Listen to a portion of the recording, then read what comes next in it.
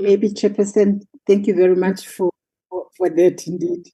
I'm in one piece, but the whole experience was very traumatizing, devastating, and it was bad. It was around 3:30 in the morning, and we had a puncture, and we drove for quite a longer distance, but ultimately we had to stop because the puncture was getting damaged to the extent that it was the rim now that was on the road. So they changed the tire when they were just putting back the bags and the tire.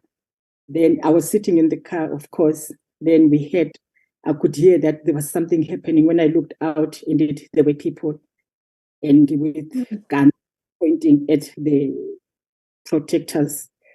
They could have done anything because they came behind them with guns already pointed at them. So they ordered them to sleep, which I think it was the best thing for them to do.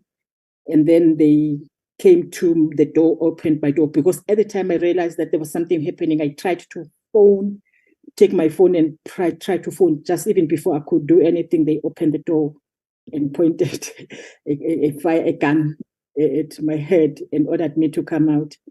It was three well-dressed, not the para type of a criminal. To sit, and then they just asked for money. Amongst the things they said, which I think it's worth taking note of, was that we know that you have money, give us money. And I said, I don't carry money with me. I only have 200 rand in my bag. As a matter of fact, honestly, I don't carry money, cash in my bag. So they opened the bag and they found that, and there was a cell phone. Remember, I tried to phone, so the cell phone was just there on the seat. So then the one who was opening, when I got out of the car, I looked at this person. He had gloves on, but I looked at him. I think I can recognize his face, even if he had the balaclavas on.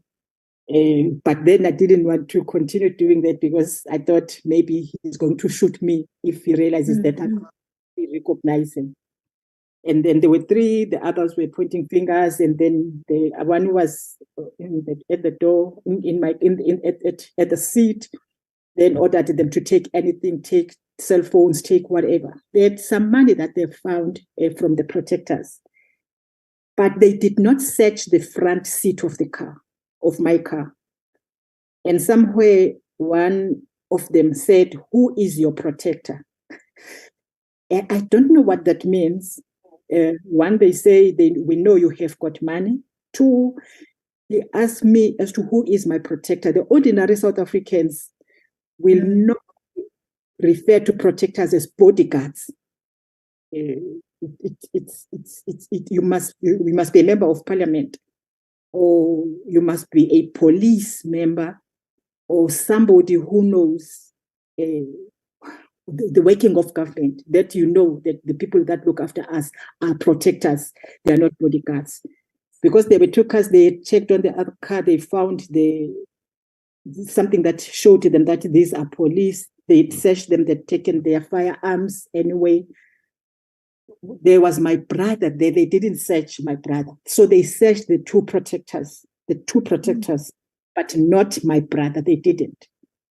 And they protect us because they were just coming to fetch me. They were not dressed formally. You know, they were dressed in well decent, but informally, like my brother. But they did not search my brother. They didn't touch me, except when they were about to leave, where one saw my ring. And I think because now they were taking anything that they thought it has got some value. He then tried to take out my ring, and I said, no, but this is the only thing that I have. Because when he failed to take it out, he then pointed a firearm. And at that time, I was scared that they can actually really shoot, because they were to leave. So they had nothing to lose. They would shoot and kill and then run away. They'd taken everything. And I said, but this is the only thing I have between my late husband and myself. I value it so much, please. And he said, okay, Mamzo, and then off they left. When they were leaving, then one other said, there are police members here, and I hate police. I just feel like killing the police, and off they go. I don't know whether that was maybe trying to make us think that it's ordinary criminals or what. I don't know what was that. But then off they left. At the time when they were actually crossing the road, if we had a firearm, we could have shot and killed them because they were not even looking at the back. Because I think at the time they knew that they've taken the firearms and everything, and they were speaking Zulu, but they could understand English. So when they actually saying sifuni mali, I responded to say, but I don't carry cash. They understood what I was saying, but insistently, continuously, they were speaking proper Zulu. And then off they went. It's decent boys. They could be around the ages of late 20s or early 30s. Well dressed, smelling, no bad smell that you can think it's your no, it's not. They are eat. So even if they didn't have firearms, if you would want to fight back, it would mean that you are serious about it. But that was it. It was very devastating. I think it was traumatizing. But I'm okay now. I'm alive. Cell phone were left. Was stolen. The laptops, they were stolen. In my brother's bag, they took his bag.